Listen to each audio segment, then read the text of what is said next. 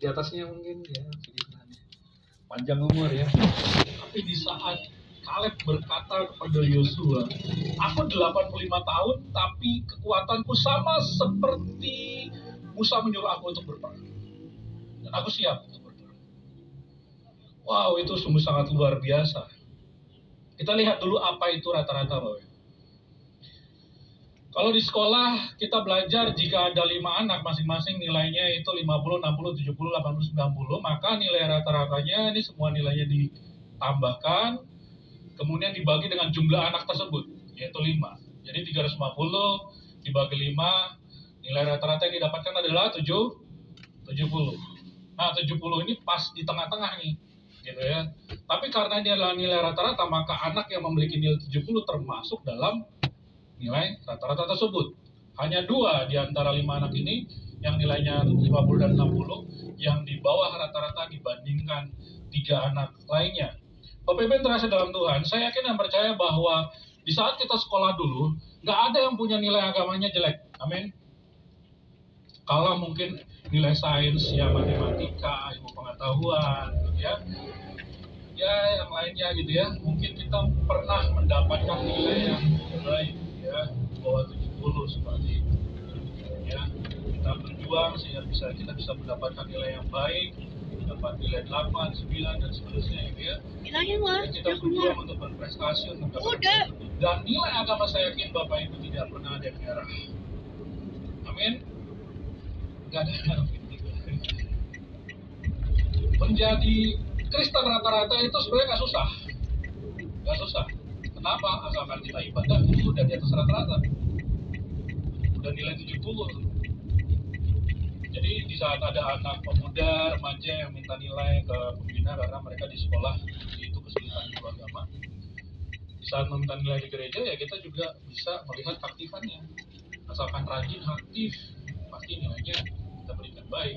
Tapi yang kesulitan adalah juga udah nggak pernah datang, nggak pernah aktif, minta nilai, bingung juga tidak nilai kan? Mau kasih nilai bagus berdosa, kasih nilai jelek kasihan gitu ya. Masa nilai agamanya merah kan gitu. Bingung juga. Akhirnya kita kasih syarat ya harus aktif gitu, baru kita kasih nilai rata-rata. Bapak yang terkasih dalam Tuhan, saya yakin kita menjadi orang Kristen minimal itu ibadah setahun 2 kali. Natal dan Paskah. Itu udah rata-rata. Kan gitu ya. Kalau udah KTP-nya Kristen dari kecil sampai besar nggak pernah ibadah, itu di bawah rata-rata. Dan saya yakin kita yang hadir ibadah hari ini pasti kita semuanya Kristen rata-rata. Amin. Nah, tinggal kita berprestasinya bagaimana di hadapan Tuhan dan di hadapan jemaat Tuhan. Nah, next kita lihat nilai-nilai apa saja yang mau kita terapkan menjadi pribadi Kristen yang di atas rata-rata. Kita bisa mengeksplor diri kita dan kita bisa mengevaluasi kehidupan kita. Kalau firman Tuhan katakan A, apakah kita sudah melakukan A tersebut? Dan seberapa sering kita melakukan A tersebut sehingga kita bisa menjadi pelaku firman Tuhan tersebut. Orang dia kalau jawab. Nah, baru kita bisa merenungkan, oh ternyata saya sudah menjadi pelaku firman Tuhan tersebut. Nah, tidak dapat dihubungi. Masih baik di mata Tuhan. Ya gitu ya. Ada udah di WA. Dengan prinsip 5W 1H, what, when, where, why, sampai how. Kita bisa mengeksplor nilai-nilai apa saja dalam kehidupan kekristenan yang bisa kita lakukan, kita terapkan dalam kehidupan kita masing-masing. Bagaimana jika nilai rata-rata tersebut diterapkan bagi kita? Nah, kita lihat dulu apa yang terjadi pada 11 Agustus 1945, 79 tahun yang lalu. Hari ini 11 Agustus, Bapak.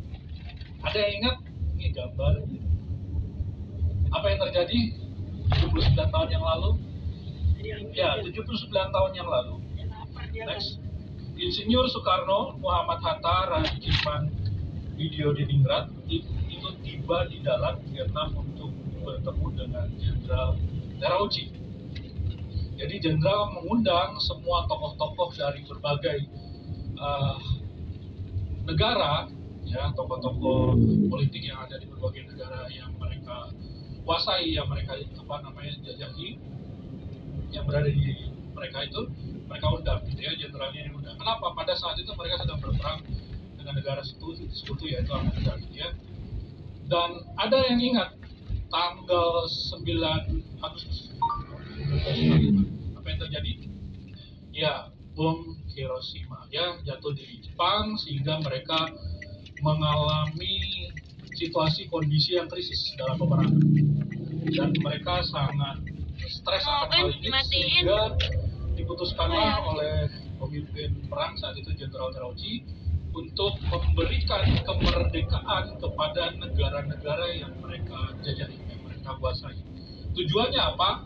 Di saat nanti negara-negara ini sudah merdeka, diharapkan mereka karena menerima kemerdekaan itu dari Jepang yang memerdekakan mereka, diharapkan mereka akan membantu perang melawan negara sekutu. Kurang lebih seperti itu, menarik simpati daripada negara-negara ini sehingga nanti perang berkelanjutan baik itu negara Indonesia maupun negara lain yang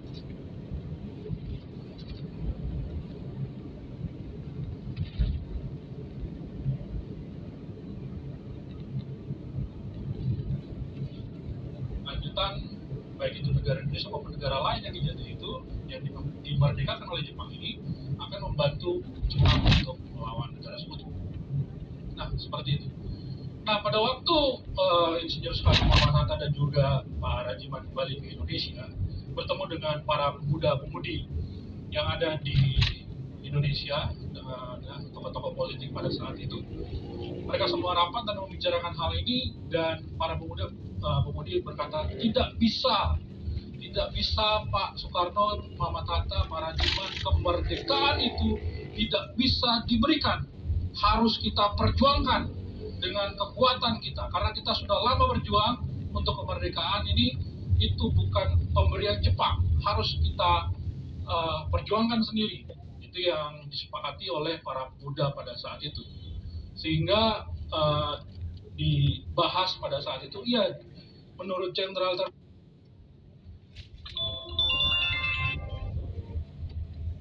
lagi jalan nih di Beos, aduh. Terauchi nanti kita akan mendapatkan kemerdekaan itu akan diberikan kepada kita tanggal 24 Agustus. Gak bisa kita harus berjuang untuk Agustus sampai akhirnya bom 14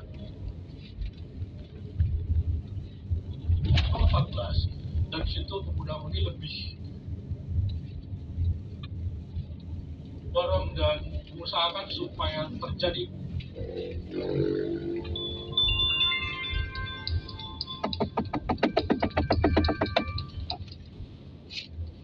Agustus kita bisa proklamasi kemerdekaan. Tepuk tangan dulu Bapak Ibu.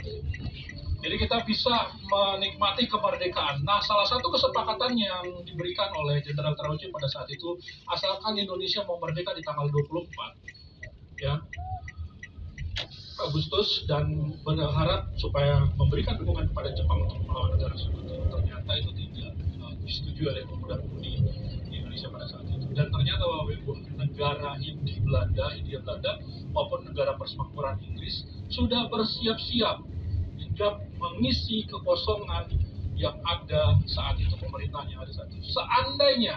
Seandainya tidak ada pemuda-pemudi yang di atas rata-rata untuk mendorong kemerdekaan Indonesia lebih awal, yaitu pada 17 Agustus, dan memproklamasikan secara independen tanpa pemberian daripada Jepang, maka bisa saja terlambat, karena negara sekutu negara Hindia Belanda maupun persemakmuran Inggris datang tiba pada tanggal 24 Agustus.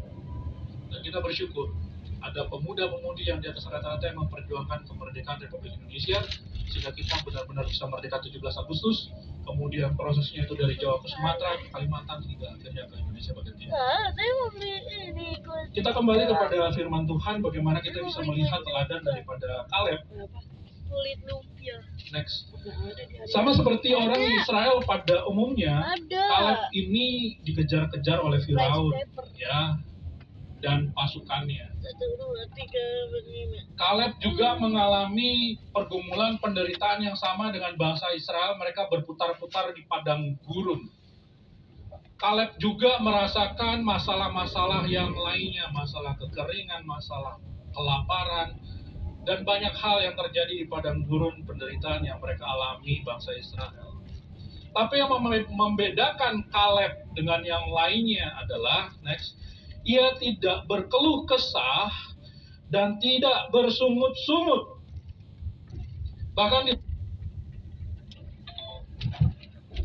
diutus Musa bersama pengintai-pengintai lainnya untuk mengintai tanah Kanaan, hanya dia dan Joshua yang tidak melawan Musa. Di saat